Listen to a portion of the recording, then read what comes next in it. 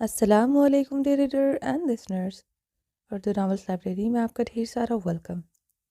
رمز عشق بائی نور آصف کی نیکسٹ ایپیسوڈ لے کر حاضر ہوں۔ اگر آپ نے ابھی تک میرے اس چینل کو سبسکرائب نہیں کیا جلدی سے سبسکرائب کر دیں، لائک اینڈ شیئر کریں اور اپنی رائے کامنٹ باکس میں لازمی دیجیے گا۔ چلیں سٹارٹ کرتے ہیں۔ اور آپ کا خیر نہیں درخشاں، حور کے گھورنے پر بمشکل اپنی ہنسی روکتے بولی۔ حور نے ابھی سے اچھا خاصا گھورا تھا۔ درخشاں اسی طرح کی بے باک باتیں کر جاتی تھی، اسے بالکل پسند نہیں تھی ایسی باتیں۔ بھابھی، آپ ہم کو ایسا ہی گھور رہا ہے؟ سچ ہی تو بولا ہے، آپ کو پتا ہے ہم اپنا گھر میں سب سے بڑا ہے۔ جب ہمارا بابا کام سے 6 مہینے بعد لوٹتا تھا تو مورے زیادہ تر بابا کا ساتھ کمرہ میں ہوتا تھا۔ میں جب چھوٹا تھا تھوڑا پریشان ہو جاتا تھا۔ ہمارا پوچھنے پر مورے نے ہم کو بتایا، مرد کو اپنا عورت کا ضرورت اس کا خواہش عورت سے زیادہ ہوتا ہے۔ عورت مرد کا بغیر رہ سکتا ہے، مرد نہیں رہ سکتا۔ اس کا عورت کا پیار اس وقت چاہیے ہی ہوتا ہے۔ اس پر مرد سمجھوتا نہیں کرتا۔ وہ نکاح کرتا ہی کیوں ہے؟ تاکہ وہ حرام سے بچ سکے۔ اب نکاح کے بعد بھی اس کو اپنا ہی عورت کا وقت نہ ملے، ایسی عورت سے پھر وہ کیسے محبت کرے گا؟ تمہارا بابا 6 مہینہ اس دوزخ کا پیٹ بھرنے کا واسطے باہر رہتا ہے، وہ جنت وہ چند دن کا واسطہ آتا ہے۔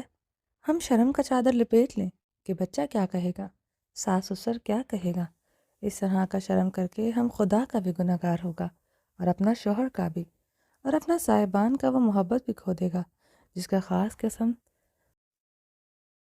قسم کا محبت صرف اس کے لیے تو ہے۔ بھابھی، مورا کا آدھا باتیں سمجھ آتا تھا آدھا نہیں، مگر اب اس حویلی میں آ کر سمجھ آ گیا۔ مرد کا محبت الگ ہوتا ہے، جیسا عورت کرتا ہے ویسا نہیں کرتا۔ اس کا اپنا عورت بستر پر چاہیے، اور ہم کو لگتا ہے یہی تو خاص محبت ہے۔ آپ کو پتہ ہے پورا حویلی میں ہر کوئی کہتا آپ خوش قسمت ہیں، لالا آپ سے اتنا محبت کرتا ہے۔ بھابھی، کچھ تو بات ہے نا؟ سب ایسا کہتا ہے۔ آپ لالا کا ساتھ کمرہ میں ہو، سب کا چہرہ پر شک بھی ہوتا ہے، رشک بھی ہوتا ہے۔ لالا جیسا مرد کو آپ نے اپنا آپ میں قید کر کے رکھا ہے، اس لیے ہم اس فریضے سے بچہ کا بات کیا تاکہ لالا کا محبت آپ کا لیے ہمیشہ رہے۔ درخشاں نے حور کی متورم آنکھوں کو بغور دیکھتے سنجیدگی سے کہا، تمہارا بابا کے پاس دوسری عورت رکھنے کی حیثیت نہیں ہوگی نا، اس لیے وہ 6 مہینے تمہاری مورے کا انتظار کرتے تھے، مگر اس حویلی کے خانزادوں کے پاس پیسہ پاور سب کچھ ہے۔ وہ اپنی ضرورت، اپنی خواہش، اپنی چاہت پوری کرنے کے لیے دوسری عورت کو نکاح کے طور پر اپنی زندگی میں لا سکتے ہیں۔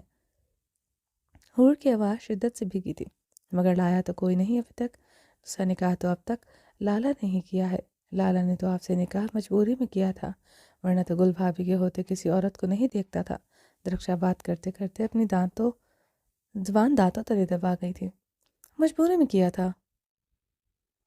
گل کے ذکر پر حور کی رنگت فوراً متعیر ہوئی تھی۔ وہ اپنے چہرے کی سرخیاں اور کپکپاتے ہونٹوں پر قابو بھی نہیں پا سکی تھی۔ حور کی زرد رنگت دیکھتے درخشاں کو اپنی پھسلتی زبان پر لعنت بھیجنی پڑی۔ ہمارا مطلب ہے بھابھی، داجی نے بھی دوسرا شادی کیا تھا، کیونکہ داجی کا پہلا بیوی بانجھ تھا، ورنہ حویلی کا کسی مرد کا زندگی میں دوسرا عورت نہیں آیا۔ درخشاں نے اپنا نچلا لب دانتوں تلے دبائے وضاحت دی، سچ میں تمہارا گل لالا سے بہت محبت کرتا ہے، ایسا ہی کمرے میں بند رہتا تھا جیسے میرے ساتھ رہتا ہے۔ حور نے جھکتے ہوئے پریزے کے آرس پر بکھرے اس کے سنہری بال پیچھے کرتے اپنے بھیگے لہجے میں قابو پاتے بظاہر عام سے لہجے میں پوچھا، محبت تو لالا کرتا تھا گل بھابھی سے، محبت کا شادی جو ہوا تھا، مگر لالا پہلے بہت اچھا تھا، کسی پر غصہ نہیں کرتا تھا، سب کے ساتھ بہت اچھا تھا، اس گاؤں کا سردار تھا۔ اس کا کیا ہوا؟ فیصلہ آج تک کسی کے لیے غلط ثابت نہیں ہوا۔ عورت کا عزت سے سب سے زیادہ لالا کو ہی کرتا دیکھا ہے۔ جیسے بھابھی، تم نے لالا کا ساتھ اتنا برا کیا، مگر کبھی لالا تم پر چلاتے نہیں دیکھا، تمہیں برا بلا کہتا نہیں سنا۔ تمہارا پیچھے بھی تمہارا سائڈ لیتا ہے۔ روزینہ خانم اور امینہ خانم سے بھی سختی سے کہہ چکا ہے کہ تم کو کچھ نہ کہے۔ وہ تم سے نکاح کا اگلا دن ہی سب کچھ کہہ چکا تھا، تاکہ تم اس کا عورت ہے۔ عزت ہے، جو کچھ کہنا ہوا وہ خود کہہ لے گا۔ کسی نے تم کو طعنہ دیا یا ان کی برائی کی، اس وجہ سے تو روزینہ خانم جیسا کڑوا زبان عورت نے آج تک تم کو کچھ نہیں کہا، کیونکہ لالا جیسا بھی حویلی میں ڈرتا ہے، گاؤں کا لوگ بھی ڈرتا ہے۔ حتیٰ کہ لالا نے کبھی کسی کو کچھ نہیں کہا۔ درخشا کی باتوں پر حور اسے بھیگی نگاہوں سے دیکھ رہی تھی۔ وہ کچھ نہ بھی کہے، اسے سرسرخ آنکھوں کی ایک ہی نظر کافی تھی اگلے انسان کی جان نکالنے کے لیے۔ حور نے سوچتے ہوئے اپنا نچلا لب دانتوں تلے دبایا۔ تمہارا لالا کے ساتھ برا کیا ہے؟ کیا برا کیا میں نے؟ اس کی بیٹی اس کے پاس ہے۔ کیا گل اس کے لیے اتنی قیمتی تھی جو تم سب کو لگتا ہے کہ میں نے اس کے ساتھ برا کیا؟ حور نے ہچکی لیتے پوچھا تھا۔ سب کچھ تو اس کے پاس تھا، چھینی تو صرف اس کی محبت تھی۔ وہ لب دانتوں تلے دبائے اذیت کی انتہا پر تھی۔ بھابھی، ہمارا مطلب یہ نہیں تھا، ہم تو صرف یہ کہہ رہا تھا تم نے لالا پر الزام لگایا۔ گل بھابھی کو طلاق ہوا، پریزے جدا ہوا اس سے، اس وقت تو یہ غم پڑا تھا۔ اب تو لالا تم سے بہت پیار کرتا ہے۔ حور کی بھیگی آواز پر پریشانی سے اپنی باتوں کی وضاحت دینے کی کوشش کی، جو حور کی ہچکیوں میں اضافے کا باعث بن رہی تھی۔ گل کے ساتھ بھی کمرے میں بند رہتا تھا وہ؟ حور نے اپنے آنسو صاف کرتے دوبارہ سے سپاٹ لہجے میں پوچھا۔ اس بات کا جواب ابھی تک درخشا نے نہیں دیا تھا۔ وہ یہ بات جاننے کے لیے وہ بے چین تھی۔ بھابھی، لالا صبح سویرے کمرے سے نکل آتا تھا، پہاڑوں پر ورزش کرنے جاتا تھا، پھر سارا دن مردان خانے میں گزارتا تھا۔ سردار تھا نا تب؟ درخشا نے پریشانی سے حور کے کپکپاتے لبوں کو دیکھتے جواب دیا۔ وہ پریزے پر جھکے اس کے سنہرے بال سلجھا رہی تھی۔ سردار تھا تب؟ حور درخشا کے لفظ دراتے تلخی سے ہنسی تھی۔ بھابھی، کیا ہو گیا ہے تم کو؟ گل بھابھی لالا کا پہلی بیوی تھا، محبت بھی تھا، مگر اب تو لالا کا بیوی تم ہے۔ درخشا نے اس کی بھیگے سرخ آرز کو دیکھتے تسلی تھی۔ گل بختاور خان سے علیحدہ ہو چکی ہے کیا؟ حور نے نچلا لب کاٹتے ہوئے پوچھا۔ سنا تو یہی ہے بھابھی، وہ علیحدہ ہو چکا ہے، 9 مہینے سے وہ اپنا حویلی میں رہ رہا ہے۔ درخشا نے سنجیدگی سے بتایا۔ طلاق کے بعد کتنی مدت کی عدت ہوتی ہے؟ حور نے اپنی سسکی روکتے پوچھا تھا۔ بھابھی، 4 مہینہ 10 دن کا ہوتا ہے۔ درخشا نے اس بار بھی سنجیدگی سے جواب دیا۔ 4 ماہ کی؟ حور زیر لب بولتے تلخی سے ہنسی تھی۔ تمہیں لگتا ہے تمہارا لالا گل سے پھر نکاح کر سکتا ہے؟ حور کے سوال پر درخشا نے حیرانگی سے اسے دیکھا۔ کہتے ہیں مرد کو اپنی پہلی محبت کوئی نہیں بھولتا۔ تمہارا لالا گل کو کہاں بھولا ہوگا، کر سکتا ہے نا اس سے نکاح؟ حور نے ضبط سے پھر سوال داغا۔ اپنی تکلیف کس سے بیان کرے اسے سمجھ نہیں آ رہی تھی۔ پتہ نہیں بھابھی، آپ جیسا خوبصورت بیوی کا ہوتا لالا کیوں دوسری عورت سے نکاح کرے گا؟ مگر گل بھابھی سے شاید لالا نکاح کر سکتا ہے، پریزے کا ماں ہے شاید وہ اس لیے، مگر ہم کو یقین ہے لالا ایسا کبھی نہیں کرے گا۔ وہ تم سے محبت کرتا ہے۔ اگر مرد پہلا محبت نہیں بھولتا، بار بار محبت بھی تو نہیں کرتا۔ پہلا کا بعد دوسرا اور پھر دوسرا کے بعد دوبارہ سے پہلا محبت ہو جائے، یہ کیسے ہو سکتا ہے؟ درخشاں اب اپنی ہی بات پر ہنسی تھی۔ اسے اپنی بات کی مضحکہ خیز لگی تھی۔ مرد تو محبت بھلا بار بار ہوتی ہے۔ پتہ نہیں بھابھی، آپ جیسا خوبصورت بیوی کا ہوتا لالا کیوں دوسری عورت سے نکاح کرے گا؟ مگر گل بھابھی سے شاید نکاح کر سکتا ہے، پریزے کا ماں ہے اس لیے۔ درخشا کے لفظوں میں بازگشت سی الجھی ہوئی تھی۔ بھابھی، ہم جائیں؟ درخشا نے حور کو دیکھتے پوچھا۔ جاؤ، میں اپنی بیٹی کے پاس آ چکی ہوں، اپنے ماما کے ہوتے اسے کسی اور کی کیا ضرورت؟ حور نے اپنے بھیگے لہجے پر قابو پاتے ایک بار پھر سے درخشا کو جتایا تھا۔ اسے سمجھ نہیں آ رہی تھی وہ درخشا کو کیوں جتا رہی ہے۔ وہ پریزے کی ماں ہے، وہ پریزے کو لے کر بہت حساس ہو چکی تھی۔ اسے لگ رہا تھا ارحام پریزے کو اس سے چھین کر گل کو دے دے گا۔ پریزے نے ابھی کہا گل پریزے کی ماں ہے، اسی لیے پھر اسے جتایا تھا۔ بھابھی، تمہارا واسطہ بہت رو رہا تھا۔ تمہارا جانے کے بعد کتنا گھنٹہ لالا کے پاس رہا۔ اس کا سونے کے بعد لالا اس کو ہمارے پاس چھوڑ کر گیا۔ درخشا کی بات پر حور کی آنکھ سے آنسو گرتا پریزے کے گال پر گرا۔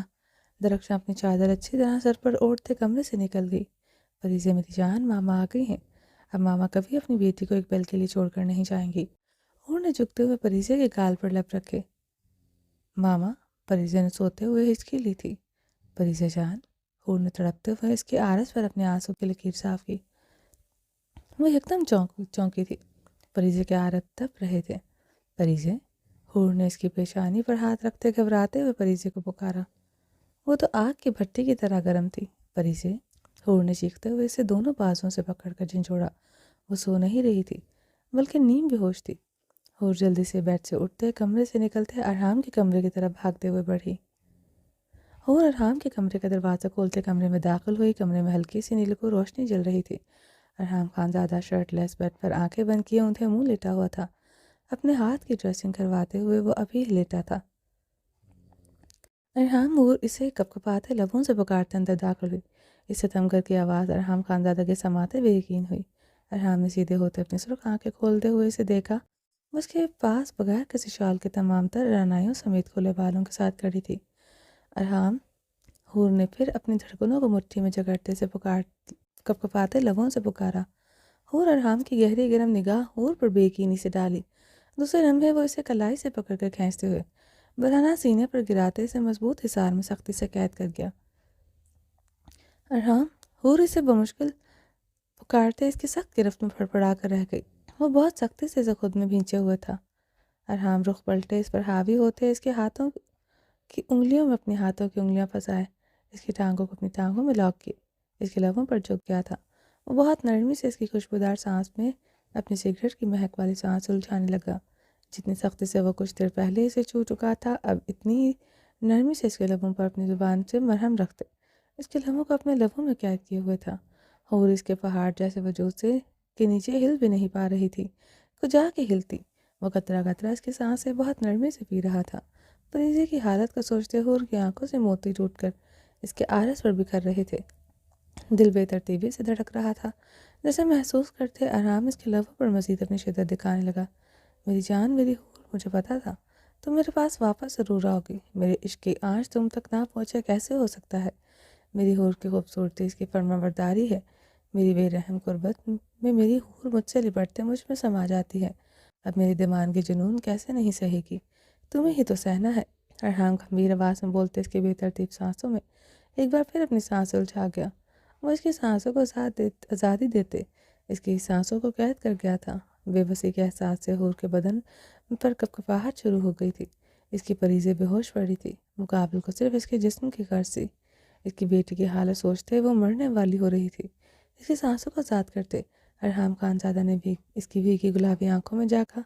ارحام، آزادی ملنے پر حور نے اپنی سانسیں درست کرتے ارحام کی آنکھوں میں دیکھتے اسے پکارا۔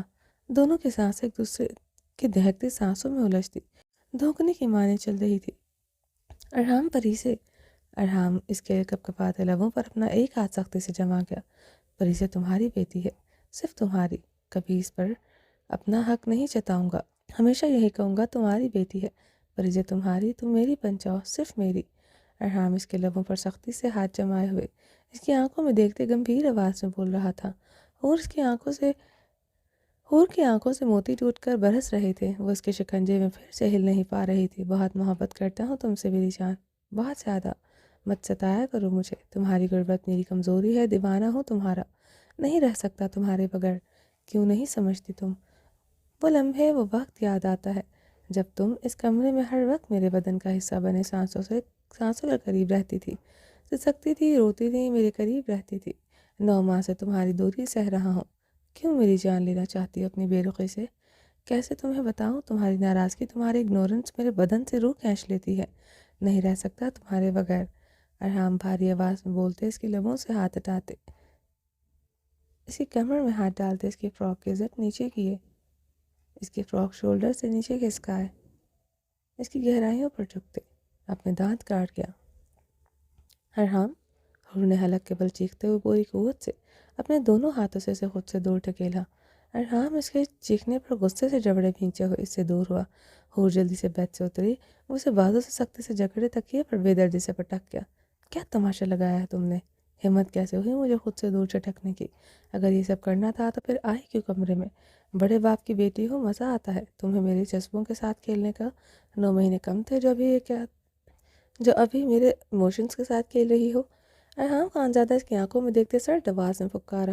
ہاں، نہیں ہے کم یہ 9 مہینے جو سلوک آپ میرے ساتھ 4 ماہ کی اس کے لیے 9 ماہ تو کیا پوری زندگی کم ہے، نہیں بھول سکتی نکاح کی رات۔ وہ پریزے کی حالت کا سوچتے پاگل ہوتی اور زیانے چیخی تھی۔ مقابل کے سامنے پہلی مرتبہ اس کی آواز اتنی بلند ہوئی تھی، ورنہ وہ تو آنکھ کی سرخی سے ہی ڈر جاتی تھی۔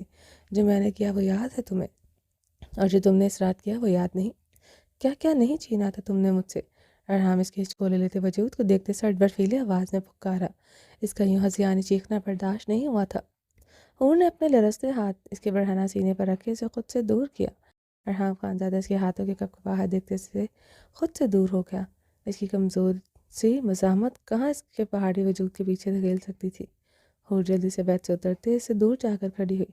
ارحام ایک ہاتھ کا مکہ بنائے اپنی زخمی چوڑی ہتھیلی پر قوت سے مارتے ہوئے اپنے جبڑے پینچ گیا۔ بہت کچھ چھین چکی ہو آپ سے، جانتی ہوں، اور کچھ نہیں چھیننا چاہتی، اس لیے کمرے میں آئی تھی۔ حور کی بھیگی سپاٹ آواز ارحام اپنی سرخ آنکھوں اس پر گاڑے۔ آپ کی بیٹی کا بہت تیز بخار ہے، وہ نیم بھی ہوش پڑی ہے۔ حور کی بات پر وہ جھٹکا کھا کر بیت سے اٹھا۔ کیا کہہ رہی ہو تم؟ ارحام خانزادہ حور کو دونوں بازوں سے جکڑ گیا۔ پریزی کا بہت تیز بخار ہے، وہ بے ہوش ہے۔ ارحام اپنے آرس سے بہتے آنسو بے دردی سے صاف کرتے شبنمی لہجے میں بولی تھی۔ ارحام بیڈ سے اپنی شرٹ اٹھائے پہنتے ہوئے ڈریسنگ ٹیبل سے گاڑی کی چابی پکڑتے ہوئے تیزی سے دروازے کی طرف بڑھا۔ حور بھی تیزی سے دروازے کی طرف بڑھی۔ ارحام خانزادہ نے رکتے ہوئے اسے بازوں سے جکڑے دروازے کے ساتھ لگائے، اس پر سرٹ نگاہ ڈالی۔ حور نے اس کی سرٹ نگاہ پر لرزتے ہوئے الجھن بھری نگاہوں سے اس کی طرف دیکھا۔ ارحام اسے اپنے سینے میں سختی سے بھینچے اس کی فراک شولڈر سے اوپر کیے۔ اس کی زپ کمر کے اوپر کھسکا گیا تھا۔ کسی بھی حال میں وہ خود سے لاپرواہ مت ہوا کرو۔ آج یہ غلطی معاف کر چکا ہوں، آئندہ نہیں کروں گا۔ ارحام اس کی آنکھوں میں دیکھتے برف سے لہجے میں گرایا۔ اس برفیلے لہجے میں کی گراہٹ پر حور نے خوفزدہ ہوتے استبات میں سر ہلایا۔ چادر اوڑھ کر باہر آؤ۔ ارحام سرد آواز میں حکم دیتے کمرے سے نکل گیا۔ حور تیزی سے ڈریسنگ کی طرف بھاگی۔ وہاں سے اپنی چادر اوڑھتے کمرے سے نکلتی بھاگتے ہوئے پریزے کے کمرے کی طرف بڑھی۔ ارحام کمرے میں داخل ہوتے پر تیزی سے پریزے کی طرف بڑھا۔ پریزے میرا بیٹا۔ ارحام نے اس کے قریب جاتے ہوئے اس کی پیشانی پر ہاتھ رکھا۔ ماما۔ پریزے کے لبوں نے ہلکی سی جنبش کی۔ کمرے میں داخل ہوتی حور یہ سنتے تڑپتے ہوئے پریزے کی طرف بڑھی۔ پریزے کے لبوں سے لفظ ماما سنتے ارحام نے اپنا جبڑا بری طرح بھینچا تھا۔ اس کی بیٹی حور کی کچھ گھنٹوں کی جدائی پر دل لے گئی تھی۔ وہ تڑپتے ہوئے جلدی سے اپنی باہوں میں اٹھاتا اسے اپنے سینے سے لگا گیا۔ ارحام، حور نے روتے ہوئے اسے پکارا، ہاسپٹل لے کر جانا پڑے گا، بہت تیز ہے بخار۔ ارحام حور کے آنسوں کو دیکھتے کہتے ہوئے تیزی سے باہر کی طرف بڑھا۔ حور اپنے چہرے پر نقاب کرتے ہوئے ارحام کے ہم قدم ہوئی۔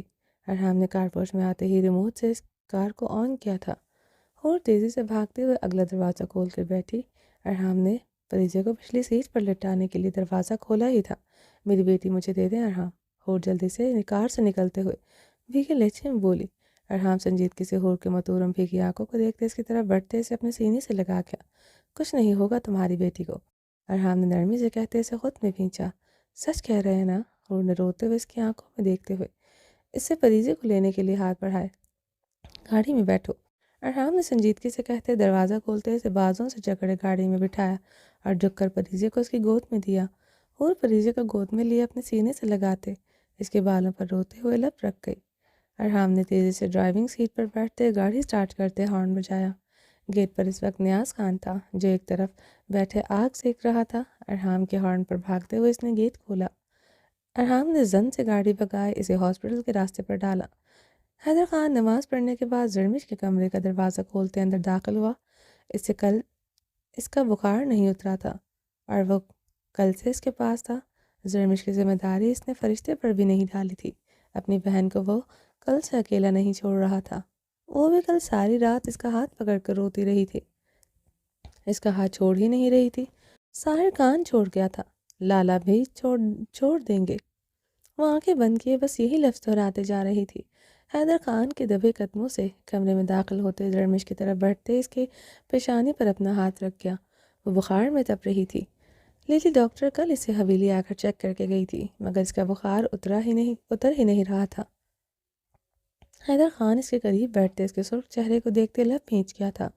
وہ اب سو رہی تھی مگر اس کی پیشانی تو دہکتا تندور بنی ہوئی تھی۔ یکدم زرمش کے بدن کو سوتے میں بری طرح سے جھٹکا لگا۔ حیدر خان یہ دیکھتے اس کا ہاتھ تھام گیا۔ بخار اتنا تیز تھا اسے جھٹکے لگ رہے تھے۔ حیدر خان اب پریشان ہوا تھا۔ ہاسپٹل لے جانے سے حاکم خان اور رقیہ خانم نے منع کر دیا تھا کہ وہ عدت میں ہے، وہ حویلی سے باہر نہیں جا سکتی، نہ کسی غیر مرد کے سامنے جا سکتی ہے۔ حیدر خان نے ایک بار اور اس کی پیشانی پر ہاتھ رکھا، وہ بھڑکتی آگ کی طرح گرم تھی۔ لالا، لالا، زرمش نے جھٹکا لیتے اسے پکارا۔ حیدر خان سائڈ ٹیبل سے پانی کا جگ اٹھائے اس کے سر پر جلدی سے اونڈیل گیا۔ زرمش کے کپکپاتے پپوٹوں نے حرکت کی تھی۔ اس نے آنکھیں کھولتے حیدر خان کو دیکھا۔ لالا، لالا ساحر خان چلا گیا، زرمش اسے دیکھتے ہوئے روتے ہوئے بولی۔ حیدر خان نے اس کی کمر پر میں ہاتھ ڈالتے اسے بٹھایا، بیڈ پر پڑی اس کی گرم چادر اس کے وجود پر اڑائی۔ زرمش نے نکاہت صدا سے اپنی سرخ متورم آنکھوں سے حیدر خان کو دیکھا، جس نے اس کے پیروں کو پکڑے، اس کے پیر بیڈ سے نیچے کیے۔ اب وہ اس کے قدموں میں پنجوں کے بل بیٹھے اس کے شوز اس کے پیروں میں پہنا رہا تھا۔ زرمش کپکپاتے ہوئے اسے دیکھ رہی تھی۔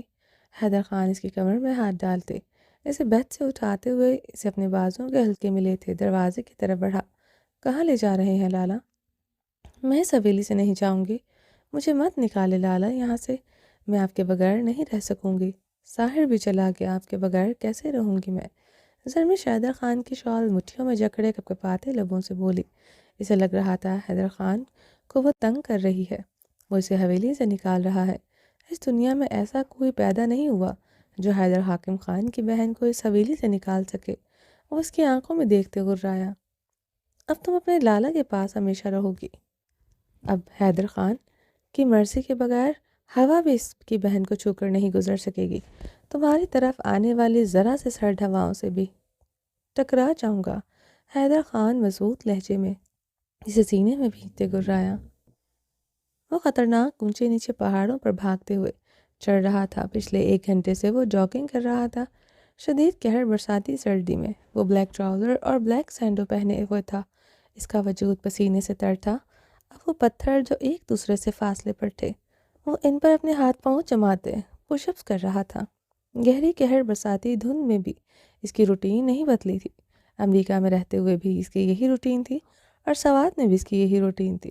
پسینہ پیشانی سے ٹپکتے پتھر پر گر رہا تھا۔ اس کے 6 پیک چٹانی سینے پر موتیوں کی پھرتے ہوئے پہاڑوں کے خطرناک راستوں سے تیزی سے نیچے کی طرف اترنے لگا۔ وہ اب تیز قدموں سے گھنے جنگل سے گزر رہا تھا۔ یکدم اس کے بھاری قدم رکے۔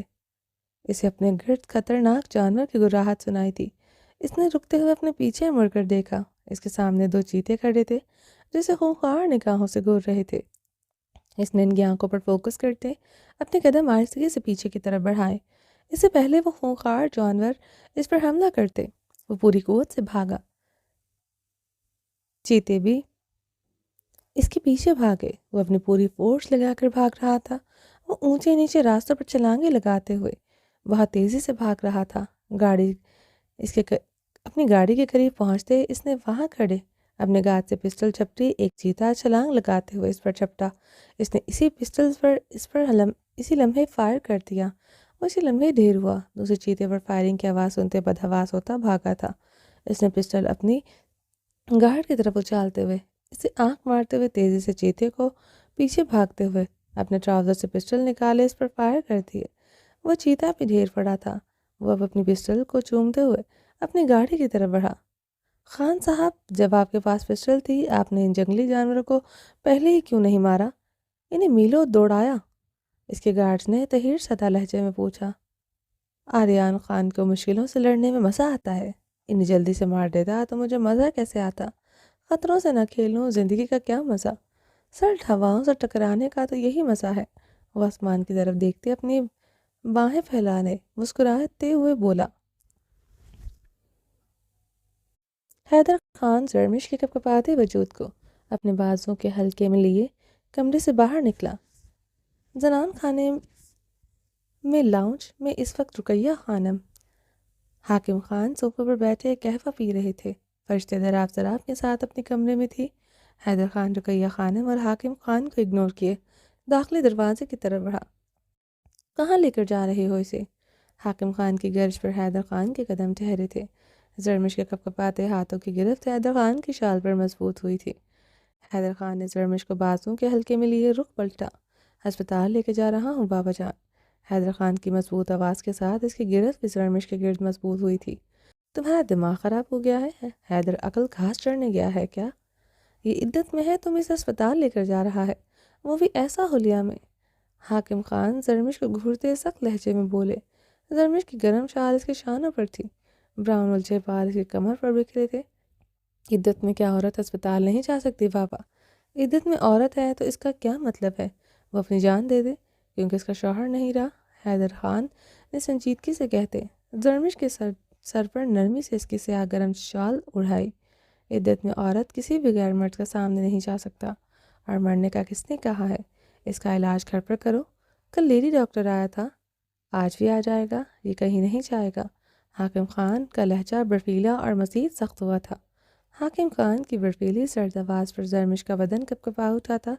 یہی تو کہہ رہا ہوں بابا جان، کل لیڈی ڈاکٹر آئی تھی، اسے آرام نہیں آیا، آج اس کی طبیعت پر میں رسک کیوں لوں جب میرے پاس آپشن موجود ہے ہسپتال لے جانے کا؟ میں اس کی عدت کو وجہ کیوں بناؤں آخر؟ حیدر خان نے سنجیدگی سے استفسار کیا۔ کیونکہ ہمارا مذہب ایسا کہتا ہے، عورت کسی صورت میں عدت میں باہر نہیں جا سکتا۔ حاکم خان گرجدار آواز میں بولے۔ تم ہم کو مذہب سکھائے گا، ہمارا مذہب کا خلاف جائے گا؟ حاکم خان سرخ چہرے کے ساتھ غض و غضب سے دھاڑے تھے۔ بابا جان، میں کون ہوتا ہوں مذہب سکھانے والا؟ دین اسلام آج کے 1400 سال پہلے ہمارے پیغمبر صلی اللہ علیہ وآلہ وسلم سکھا گئے، جس نے بیٹی کی قدر و قیمت بنائی، عورت کی قدر و قیمت بنائی، عورت کے معاملے میں رب سے ڈرنے کو کہا۔ بابا جان، وہ عورت بیٹی، بیوی، ماں بھی ہو سکتی ہے، کبھی اپنی بیٹی کے معاملے میں اب رب سے ڈر جائیں بابا جان۔ حیدر خان نے حاکم خان کی طیش و عالم سے سرخ پڑتے چہرے کو دیکھتے سنجیدگی سے سوال داغے۔ تم ہم پر انگلی اٹھا رہا ہے؟ ہم پر، جس نے تم کو پیدا کیا؟ اور کیا اس کا معاملے میں ہم ڈرے؟ اب اس کو پڑھایا لکھایا، اس کو ڈاکٹر بنایا، اس کا ہر ضرورت پورا کیا، اور کیا کرے ہم؟ حاکم خان غصے سے پکارے تھے۔ اگر آپ نے مجھے پیدا کیا ہے تو میرے رب نے آپ کو پیدا کیا ہے۔ جب آپ رب کے احکامات کو جھٹلائیں گے، مجھ سے کیا تابعداری کی امید کیسے رکھ سکتے ہیں پھر آپ کو زرمش کے معاملے میں رب سے ڈرنا چاہیے بابا جان۔ اس کی ہر ضرورت آپ نے نہیں، آپ کے پیسے نے کیا؟ اور ڈاکٹرز بنانے کی بات کرتے ہیں آپ؟ اس گاؤں کی کتنی بچیوں کو ڈاکٹر بنانے کے لیے میں نے پیسہ فراہم کیا ہے بابا جان، میں نے دیا پیسہ۔ حیدر خان نے طیش و عالم سے سرخ چہرے کے ساتھ اپنی چوڑی چھاتی پر اپنی آہنی ہاتھ کا مکہ بنائے مارا۔ لالا، زرمش نے ڈرتے ہوئے اسے پکارا۔ حیدر خان کی رنگت میں سرخیاں گھل چکی تھی، تیکھے اونچے نقوش تنے ہوئے تھے۔ وہ حیدر خان کے غصے سے خوفزدہ ہوتے اسے پکار بیٹھی۔ اس کی مینٹلی کنڈیشن بہت خراب تھی، اس وقت اسے صرف حیدر خان چاہیے تھا۔ اسے خوفزدہ ہونے کے باوجود اس میں سما رہی تھی۔ حیدر خان اس کا ڈر نہ محسوس کرتے، اس کے گرد اپنے مضبوط بازوں کے گرفت مضبوط کر گئی، اس کے بالوں پر نرمی سے اپنے لب رکھے۔ رقیہ خانم شرربار نگاہوں سے زرمش کو گھورا جو جوان بیٹے پر اپنا حق جتا رہی تھی۔ وہ تو حیدر خان کے سینے میں سمانے کی کوشش کر رہی تھی۔ کہاں دیکھا تھا اسے پہلے حیدر خان کے قریب؟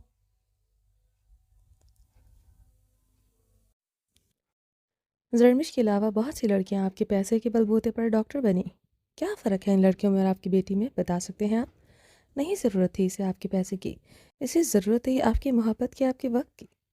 اور مذہب سکھا رہے تھے مجھے۔ میں بتاتا ہوں ہمارا مذہب کیا ہے۔ ہمارے پیغمبر صلی اللہ علیہ وآلہ وسلم اپنی بیٹی فاطمہ علیہ السلام کے احترام میں انہیں دیکھتے ہی کھڑے ہو جاتے تھے، اپنی جگہ چھوڑ کر انہیں بوسہ دیتے تھے، ان کے سامنے کبھی اونچی آواز میں بات نہیں کی۔ اتنی محبت، اتنا احترام دو جہانوں کے سردار نے اپنی بیٹی کو دی۔ دین اسلام پر چلنا تھا تو ایسے چلتے بابا، مجھے تو پتہ چلتا۔ حیدر حاکم خان مسلمان نہیں، مومن بھی ہے۔ حیدر خان کی بات حاکم خان کا چہرہ زلزلوں کی زد میں آیا تھا۔ کیا کہہ رہا ہے تم، ہم مسلمان نہیں ہیں؟ حاکم خان کی دھاڑ سے حویلی کے در و دیوار لرزے تھے۔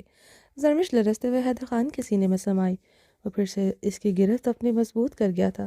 حیدر خان بھی اپنی بہن کو لے کر انسیکیور ہو چکا تھا۔ آپ مسلمان ہیں پاپا جان؟ بہت سارے مسلمانوں کی طرح صرف مسلمان، مگر مومن نہیں۔ مسلمان رب کو مانتا ہے اور مومن رب کی مانتا ہے، یہی فرق ہے بابا۔ ہم سب آپ ہم سب آج اپنے رب کو مانتے ہیں مگر اس کی نہیں مانتے۔ حیدر خان استہزائیہ انداز میں کرب سے مسکرایا۔ وہ بھی تو یہی کرتا آیا تھا، اپنے مذہب کو سمجھا ہی نہیں تھا، اپنے ہی رشتوں کو اس نے کتنی تکلیف دی، اپنی بہن کی حالت کی ذمہ دار وہ خود کو سمجھ رہا تھا۔ وہ تو کمزور تھی، نہ سمجھ تھی، پھر وہ کیسے اسے تنہا چھوڑ کر جا سکتا تھا؟ اس کے لیے ایک فیصلے کی وجہ، وہ بھی اس کی تقریباً قطع تعلق ہو چکا تھا۔ ہم کو مذہب سکھا رہے ہو، وہ بھی اس بیٹی کا واسطہ ہے جس نے اپنا مرضی کیا، پورے جرگے کے سامنے آ کر اپنا رخصتی خود کروایا تھا، ہمارا عزت ختم کر دیا۔ ہم اس کا کیا احترام کریں؟ محبت کریں؟ ایسا تھوڑی ہوتی ہیں بیٹیاں۔ حاکم خان غصے سے کف اڑاتے ہوئے بولے۔ حیدر خان کے مقابل زرمش کی وجہ سے کھڑا تھا، برداشت نہیں ہو رہا تھا۔ بابا جان، اگر ہماری بیٹی ہماری عورتوں سے کوئی غلطی ہو جائے تو ہمیں انہیں معاف کر کے ان کے ساتھ کھڑا ہونا چاہیے، یہی ایک مرد کا ظرف اور یہی ہمارے دین اسلام کہتا ہے۔ جس طرح ہم مرد کے غلطی کر کے عورت سے ایکسپیکٹ کرتے ہیں کہ وہ درگزر کرتے، ہمیں معاف کر دے، جس طرح آپ کی دوسری شادی کے گناہ کو مورے نے معاف کیا۔ حیدر حاکم خان کو سنجیدگی سے کہا، دوسری شادی کرنا ہمارا گناہ کیسے ہو گیا؟ حق تھا ہمارا۔ حاکم خان غصے سے طیش و عالم میں پکارے، گناہ نہیں تھا بابا، مگر آپ نے بنا دیا۔ اگر وہ دوسری شادی گناہ نہیں تھا تو کیوں مورے سے چھپایا؟ کیوں مورے سے چھپ کر اپنی دوسری بیوی سے راتوں رات اس کی حویلی میں ملتے رہے؟ کیوں انہیں نوکرانی بنا کر رکھا؟ ڈٹ کر کھڑے کیوں نہیں ہوئے مورے کے سامنے؟ ان کے مرنے کے بعد زرمش کو مورے کی گود میں ڈال کر اپنی دوسری شادی کا اقرار کیا، مگر مورے زرمش کے ساتھ کیا سلوک کرتی ہیں کبھی جاننے کی کوشش ہی نہیں کی، اور خود بھی کبھی پلٹ کر زرمش کو نہیں پوچھا۔ حیدر خان غصے سے سوال داغتے حیدر حاکم خان کی آنکھوں میں اپنی سرخ آنکھیں گاڑیں۔ زرمش حیدر خان کے سینے میں منہ چھپا شدت سے سسک پڑی۔ بھلا پہلے کسی نے اس کے لیے کب آواز اٹھائی تھی؟ یہ تو اس نے دل میں پنپتے سوال تھے جو حاکم خان سے کرنے کی خواہش مند تھی۔ ہر روز رات کو تکیہ آنسوں سے بھیگ جاتا تھا جب وہ خیالوں میں حاکم خان سے سوالات کرتی تھی۔ کیا سلوک کیا ہم نے حیدر خان اس کے ساتھ؟ اپنا باپ پر تم الزام لگا رہا ہے، اب اپنا ماں کو بھی کٹہرے میں لا کر کھڑا کیا، اپنا سوتن کی بیٹی کو پالا، اس کو سینے سے لگایا، اور آج ہمارا بیٹا ہم پر آواز اٹھا رہا ہے۔ رقیہ خانم نے حیدر خان کے مقابلے آتے حیدر خان کے سینے سے لگے کپکپاتے وجود کو گھورا۔ مورے، جس طرح کا سلوک آپ نے زرمش کے ساتھ کرتی ہیں، پوری حویلی جانتی ہیں کیا پالا ہے آپ نے اسے۔ ایک دن اسے اپنے ساتھ نہیں سلایا، اسے حویلی کے ملازمہ کے حوالے کر دیا، 2 دن کی تھی اسے ملازمہ کے حوالے کر دیا، اور ملازمہ جس کے ساتھ سلوک کرتی تھی، آپ سب تو بے خبر تھے۔ گھنٹوں بھوکا رکھتی تھی اسے، جب اس سے استفار کرتا تو وہ مجھے دھمکی دیتی، میں تمہارے مورے کو بتا دوں گی تم زرمش کے قریب آئے۔ اتنا ڈر خوف تھا آپ کا؟ میں اسے روتا بلکتا دیکھ کر الٹے قدموں واپس آتا۔ کیسا روپ تھا مورے آپ کا؟ اور میں پھر بھی آپ کے روپ میں سے محبت کرتا تھا کیونکہ مورے تھیں آپ، یہی سکھایا تھا آپ نے۔ حیدر حاکم خان کی زندگی کا مقصد صرف اپنی مورے سے محبت کرنا ہے اور کچھ نہیں۔ حیدر خان ایک ایک لفظ چباتے خود پر استہزائیہ ہنسا تھا۔ رقیہ خانم گہرے سانس لیتے زرمش پر شعلہ بار نفرت آمیز نگاہیں ڈالتے ہوئے گاڑے ہوئے تھیں، جس کی وجہ سے حیدر خان ایسے بات کر رہا تھا۔ ایسے تو فرشتے کی وجہ سے بھی بات نہیں تھی۔ مجھے اس کے قریب نہیں جانے دیا کبھی۔ حیدر خان کے لہجے میں اب کرد تھا، اس کے ساتھ وہ زرمش کے کپکپاتے وجود کو مزید اپنے سینے میں بھینچ گیا۔ وہ رقیہ خانم کو دیکھتے بری طرح کانپنے لگی تھی، ماں کی نیچے اس کے سینے کے ساتھ لگی ہوئی تھی۔ آپ کو پتہ ہے مورے زرمش سے بہت محبت کرتا تھا، اس کے کمرے کی کھڑکی میں کھڑا ہو کر گھنٹوں سے دیکھتا تھا، اس کے گال اسکول بھی بہت دور کروا دیا تھا، کہیں کالج سے آتے ہوئے میں سے اسکول لینے نہ چلا جاؤں۔ کتنا تڑپتا تھا رہا اپنی بہن کے لیے، مگر آپ نے مجھے اس کے قریب نہیں جانے دیا۔ آپ کے سوتن کے بعد اس کمرے میں جاتا تھا، یہ سونے کے بعد اس کمرے میں جاتا تھا، یہ میرا انتظار کرتے کرتے کمرے کے دروازے پر ٹھنڈی زمین پر سکڑی سی سو جاتی تھی، کہیں میں آ کر پلٹ نہ جاؤں۔ وہیں بیٹھی انتظار کرتی رہتی تھی، سوچا اس انتظار میں اس معصوم کے دل پر کیا گزرتی ہوگی۔ حیدر خان کے آنکھ سے آنسو گرتے اس کی ہلکی گھنی بیرڈ کو بھگو رہے تھے، وہ سارے پل نظروں کے سامنے آئے تھے۔ وہ جب جب وہ آتے جاتے اسے آس بھری نگاہوں سے دیکھتی رہتی تھی کہ وہ اس کے ساتھ 2 گھڑی وقت بتا لے۔ وہ رقیہ خانم کی وجہ سے نظر چرائے گزر جاتا تھا۔ میں 10 منٹ بھی اپنی بہن کے پاس نہیں ٹھہرتا تھا۔ اس کا آپ کا ڈر ہوتا تھا کہ میری مورے کو پتہ چلے گا، اسے دکھ ہوگا۔ آپ کو نہ دکھ دینے کے چکر میں بہت سے رشتوں کو دکھ دے چکا۔ مورے، بہت ظلم کیا آپ نے مجھ پر۔ حیدر خان اپنی بھیگی آنکھیں اپنے بازو سے مس لی۔ اچھا کیا اس کا قریب نہیں جانے دیا تم کو، جس طرح اس کا ماں نے اپنا خوبصورتی کا چکر میں ہمارا شوہر کو پھنسایا، اس طرح تم کو یہ ہمدردی کا آڑ میں پھنسا رہا تھا۔ اور یہ بھی تو اپنا ماں کی طرح نکلا، جس نے تمہارا باپ کی خاطر اپنا گھر والوں کو چھوڑ دیا۔ یہ بھی نہ دیکھا وہ شادی شدہ اور ایک بچے کا باپ ہے۔ اس طرح اس نے ساحر خان کے واسطے تمہارا بابا کو چھوڑ دیا۔ ایسا عورتیں ہمدردی کا لائق نہیں ہوتا جو کسی بھر مرد کے پیچھے چلا جائے۔ رقیہ خانم غصے سے چیخی۔ اس کی ماں نے اپنے ماں باپ کو حاکم خان سے نکاح کرنے کے لیے چھوڑا تھا۔ زرمش نے اپنے شوہر کے لیے اپنے باپ کو چھوڑا، جس کا نکاح اس کے باپ نے اپنی مرضی سے کروایا تھا۔ بہت فرق ہے میری زرمش اور اس کی مورے میں۔ حیدر خان غصے سے بلند آواز میں چیخا۔ زرمش اس کے شال جکڑے بری طرح رونا شروع ہو چکی تھی۔ اس کی سسکیاں پوری حویلی میں گونج رہی تھیں۔ رقیہ خانم نے حیرت سے ڈبڈباتی آنکھوں سے حیدر خان کو دیکھا۔ اس کی بلند چیخ پر ان کے وجود میں بھی کپکپاہٹ اٹھی تھی۔ آئندہ میری بہن کو ایسی ویسی عورت نہیں بولیں گی۔ حیدر خان نے رقیہ خانم کی ڈپٹپائی آنکھوں میں اپنی سرخ نمزدہ آنکھیں گاڑیں۔ اکثر شہادت اٹھائے وارن کیا، تم اپنی مورے سے ایسے بات کرے گا، وہ بھی اس کا واسطہ؟ رقیہ خانم کی آواز کپکپائی تھی۔ جب آپ میرے کسی رشتے کو تکلیف دیں گی، ایسے ہی بات کروں گا۔ میری بیوی میری بہن کو جب تکلیف دیں گی، ایسے ہی مورے۔ حیدر خان نے اکثر شہادت اٹھائے گہرا سانس لیا۔ آنکھیں ضبط سے سرخ تھی۔ بیوی کے لیے نہیں بول سکا، شاید وہ کسی اور کی بیٹی ہے۔ اس کا غم ویسا محسوس نہیں ہوا، مگر یہ میری بیٹی ہے۔ اس کے غم سے میرا دل پھٹ چکا ہے مورے۔ میرا دل ٹکڑے ٹکڑے ہو چکا ہے، ٹوٹ چکا ہوں۔ اور ٹوٹا انسان کیا کرے وہ بھی نہیں جانتا۔ آئندہ میری بہن کو تکلیف نہ پہنچائیے گا۔ حیدر خان نے زرمش کو خود میں بھینچتے اپنے قدم پیچھے کی جانب بڑھائے تھے۔ حاکم خان حیدر خان کو دیکھتے ضبط سے مٹھیاں بھینچ گئے تھے۔ حیدر، جو بھی ہوا، یہ باہر نہیں جا سکتا، عدت میں ہے۔ گھر ڈاکٹر بلوا لو، پورا ہسپتال یہاں بلوا لو، یہ کسی مرد کے سامنے نہیں جائے گا۔ حاکم خان حیدر خان کے مقابلے آتے حکمیہ مگر اپنے لہجے کی سختی پر قابو پائے بولے۔ ایک ہی بیٹا تھا اور حیدر خان میں ان کی جان بستی تھی۔ زرمش کی وجہ سے وہ اپنے بیٹے کو نہیں کھو سکتے تھے، خود سے بدگمان نہیں کر سکتے تھے اور نہ اپنے اصولوں سے پیچھے ہٹ سکتے تھے۔ عدت میں وہ زرمش کو کسی صورت باہر قدم نہیں رکھنے دے سکتے تھے۔ یہ جائے گی بابا، میں اسے لے کر جاؤں گا۔ حیدر حاکم خان نام ہے میرا، جو ایک رشتے کے لیے خود کو اذیتوں کے انتہا پر لا کھڑا کر سکتا ہے۔ سوچے وہ اپنے ہر رشتے کے لیے کیا کچھ نہیں کر سکتا۔ سن لیں آپ سب، جہاں مجھے زرمش ہے وہاں مجھے دراب سراب بھی نہیں۔ حیدر حاکم خان کی آنکھوں میں گاڑے سرد لہجے میں زرمش کو اپنے حصار میں لیے حویلی کا داخلی دروازہ عبور کر گیا۔ درغزی خانزادہ کی پولیس جیپ حویلی سے کافی پیچھے آ کر رکی تھی۔ جیپ میں موجود ڈیوٹی پر موجود پولیس اہلکار پیچھے بندوقیں پکڑے بیٹھے تھے۔ وہ اس وقت ڈیوٹی پر تھا اور یونیفارم میں ملبوس۔ عنایا کی طبیعت ٹھیک نہیں تھی۔ وہ اس کے لیے چاکلیٹس کے ایک براؤنیز اور گلاب پھول لایا تھا۔ اسے نہیں پتا تھا ایسی کنڈیشن میں کتنی دیر موڈ سوئنگز رہتا یا پروگرامز رہنے تھے، مگر وہ آج پھر اپنی کم عمر مس امریکہ کے لیے یہ سب چیزیں لایا تھا، جس کے لیے وہ اس دن روتے ہوئے منہ بسور رہی تھی۔ آج یہ ساری چیزیں درخشا کے ہاتھ اس کے کمرے میں بھجوانے کا ارادہ تھا۔ ڈیوٹی سے بہت مشکل سے اس نے وقت نکالا تھا۔ وہ پیکٹ پکڑتے جیب سے نکلا ہی تھا کہ اس نے فون پر رنگنگ ہوئی۔ فون پر ملنے والی خبر اس کی آنکھیں سرخ ہوئی۔ مضبوط ہاتھوں کی رگیں ظاہر ہوئی تھی۔ ہاتھ میں موجود پیکٹ چھوٹ کر زمین پر گرا،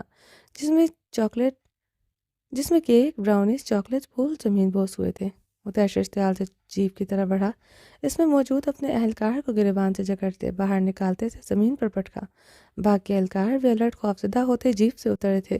درغزی خانزادہ کے غصے سے سب واقف تھے۔ اس کا دماغ اگر معاف ہو جائے تو پھر کسی کی نہیں سنتا تھا، چاہے اگلے بندے کی جان چلی جائے۔ درغزی خانزادہ نے آگے بڑھتے اسے گریبان سے جکڑتے ہوئے اس کے گال پر تھپڑوں کی بارش کر دی۔ وہ گریبان سے پکڑے اسے تھپڑ پر تھپڑ مارے جا رہا تھا۔ باقی اہلکار اس کے سامنے نظر چکائے کھڑے تھے۔ سمندر خان، کیا بولا تھا میں نے تمہیں کہ اگر اس عورت کی عصمت دری میں تم ملوث ہوئے تمہاری جان لے لوں گا۔ درخزے خانزادہ سے گریبان سے پکڑے تیش و عالم سے دہاڑا۔ سر، ہم نے نہیں کیا، ہم سچ بول رہا ہے، وہ کپ کپاتے لبوں سے بمشکل بولا۔ درخزے کے تھپڑ اس کی عارت سے خون نکال چکے تھے۔ تمہیں کیا لگتا ہے؟ تم نے کہا اور میں نے یقین کر لیا کہ اس لڑکی کی عصمت دری میں تم ملوث نہیں۔ اپنے ریسورسز سے میں نے تمہارے خلاف ثبوت اکٹھے کر رہا تھا، آج کنفرم ہو چکا ہے۔ تم نے اس لڑکی کے گھر جا کر اس کی عصمت دری کی، اپنی وردی کا ناجائز فائدہ اٹھایا، اس کے بوڑھے قریب ماں باپ کو دھمکی دی کہ تمہارا نام نہ آئے، ورنہ تم اس کی بیٹی کو جان سے مار کر ان پر ہی کیس بنا دو گے۔ درخزے خانزادہ اس کے جبڑے پر پنچ مارتے تیش و عالم سے گر جا۔ ہم نے نہیں کیا سر، ہم سچ کہہ رہا ہے۔ وہ ہاتھ جوڑتے ہوئے گڑ گڑایا۔ وہ اپنا گناہ مان لیتا تو درخزے اسے سچ میں مار ڈالتا۔ مجھے پاگل سمجھ رکھا ہے، دماغ سے پیدل ہوں میں کیا؟ درخزے خانزادہ نام ہے میرا۔ مجرم کے منہ سے سچ نکلوانے کے لیے مجھے نہ ڈنڈے کی ضرورت پڑتی ہے، نہ مجھے لائر ڈیٹیکٹر کی مشین کی ضرورت پڑتی ہے۔ میں تمہاری آنکھوں میں اسی دن تمہاری کمینگی دیکھ چکا تھا، جس دن اس لڑکی کا باپ FIR لکھوانے آیا تھا۔ وہ تمہیں وہاں دیکھ کر ڈر گیا تھا، مگر میں خاموش رہا۔ سوچا پولیس لائن میں اتنے کمینے حرامی کیسے ہو سکتے ہیں؟ بھول گیا تھا حرام کی پیداوار ہر جگہ ہوتے ہیں۔ درخزے خانزادہ نے اس کے چہرے پر مکے مارتے ہوئے اسے دھکا دیا۔ وہ زمین پر سر کے بل جا گرا تھا۔ حرامی ذلیل، اس وردی کی لاج بھی نہیں رکھی تو نے، اس لڑکی کی عصمت دری نہیں کی، اس وردی کی بھی عصمت دری کی۔ تو جیسے حرامی کو نہیں چھوڑوں گا، وہ اس وردی کی عصمت دری کی جس میں میری جان بستی ہے۔ درخزے خانزادہ نے چیختے ہوئے اس کے منہ پر پوری قوت سے اپنا بھاری بوٹ والا پاؤں مارا۔ وہ ڈر سے چیختے ہوئے بلبلا اٹھا تھا، اس کی چیخیں پہاڑوں سے ٹکراتی بلند ہو رہی تھیں۔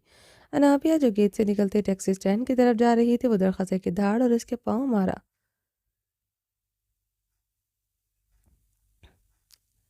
جا رہی تھی۔ درخزے کی دھاڑ اور اس کے اہلکار کی دردناک چیخیں سنتے کانپ اٹھی۔ اس سے پہلے درخزے اس کی نظر اس پر پڑتے ہوئے درخزے خانزادہ سے چھپتے ہوئے گھنے جنگل کی آڑ میں ہو گئی۔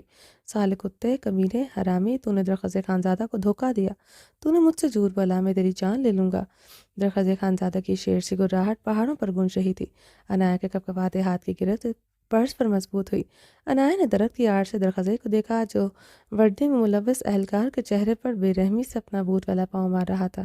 اس کا سرخ و سفید خون چلکا رہا تھا، سفید گردن کی نیلی رگیں تک ظاہر ہو رہی تھیں۔ اہلکار کے چہرے سے درخزے کی تشدد سے خون رس رہا تھا۔ وہ اہلکار مسلسل ہاتھ جوڑے معافیاں مانگ رہا تھا۔ عنایت بیگی آنکھوں سے خوفزدہ نگاہوں سے درخزے کا وحشیانہ روپ دیکھ رہی تھی۔ پاکستان پولیس والا ایسا ہوتا ہے، اتنا وحشی، اتنا جاور؟ وہ حیران تھی، اس نے کبھی کسی مرد کو ایسے کسی کو مارتے نہیں دیکھا تھا۔ وہ کانپتے ہوئے اس اہلکار کی درگت بنتا دیکھ رہی تھی۔ درخزے خانزادہ سے صرف جھوٹ بولنے پر مار رہا تھا، جھوٹ۔ وہ کانپتے ہوئے اپنے پرس پر گرفت مضبوط کر دی۔ معاف کر دو تجھے، تو جیسے حرام کے پلے کو درخزے خانزادہ اس کے چہرے پر بوت مارتا دھاڑا۔ اس کی دھاڑ پر عنایت جی جان سے کانپ اٹھی۔ وہ منہ پر ہاتھ رکھے درخزے کو دیکھ رہی تھی۔ اس ACP کا یہ روپ ہوگا، اسے اندازہ نہ تھا۔ اس کے لبوں سے گالیاں سنتے بھی وہ حیران تھی۔ وہ کتنی گالیاں دیتا تھا، اسے سچ میں اندازہ نہ تھا۔ درخزے نے چیختے ہوئے اس اہلکار کے منہ پر اپنا پاؤں مارا۔ عنایت کو اس اہلکار کی چیخوں کے ساتھ اپنی سانسیں بھی سینے میں دبتی محسوس ہوئی۔ ہم کو معاف کر دو، ہمارا بیوی ایک چھوٹا سا بچی ہے، وہ ہاتھ جوڑتے بمشکل بولتے گڑ گڑایا تھا۔ اس کی بات پر درخزے خانزادہ کا قہقہ بلند ہوا۔ باقی اہلکار خاموشی سے قریب کھڑے نظریں جھکائے ہوئے تھے۔ کسی کی ہمت نہیں ہوئی تھی آگے بڑھنے کی۔ درخزے قہقے پر قہقے لگاتا جا رہا تھا۔ اتنے خطرناک قہقے بھی اس نے پہلی بار سنے تھے۔ عنایت کو لگا تھا وہ کچھ دیر ایسے اور قہقے لگاتار لگاتا رہا، اس کا دل بند ہو جائے گا۔